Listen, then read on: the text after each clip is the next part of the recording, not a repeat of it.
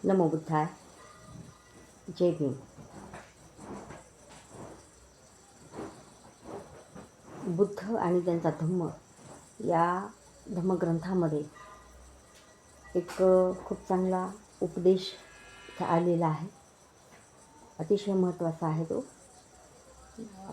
तथागत बुद्ध एके ठिकाणी म्हणतात आपल्या उपदेशामध्ये की जर एखादा शील सदाचारी व्यक्ती एखाद्याच्या संपर्कामध्ये 24 तास जरी असेल, पण त्या सोबत असलेल्या व्यक्तीला त्या शील सदाचारी व्यक्तीच्या सदाचाराची पारख जर करता येत नसेल, तर असा व्यक्ती म्हणजे जणू की आपण एखादं वरण करतो, आमटी करतो, त्याच्यामध्ये ती पळी असते. ती पळी आपण दिवसभर जरी ढवळत बसलो तरीसुद्धा त्या पळीला त्या आमटीची चव ज्याप्रमाणे कळत नाही, त्याप्रमाणे एखाद्या शील सदाचारा व्यक्तीची पारख एखाद्या व्यक्तीला न करता येणं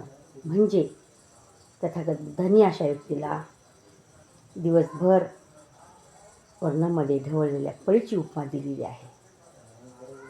याउलट एखादा गुणवान, शीलवान, शील सदाचारी व्यक्ती एखाद्या व्यक्तीच्या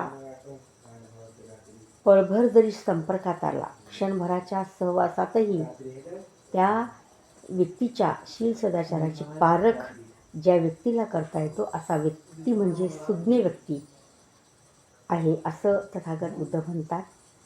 आणि म्हणून आपल्या संपर्कात येणाऱ्या व्यक्तीची पारख आपण अतिशय चांगल्या प्रकारे केली पाहिजे.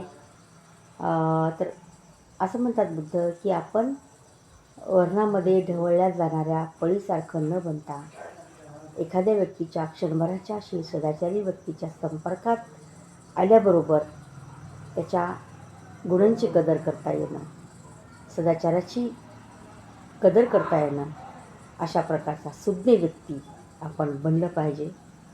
आणि आपल्या जीवनामध्ये आलेल्या शील सदाचारी व्यक्तीला कधीही गमावण्याची चूक आपल्या हातून होऊ नये, म्हणून आपण पळीसारखं न बनता एखाद्या सुज्ञ व्यक्तीसारखं बनलं पाहिजे. नमो बुद्धाय.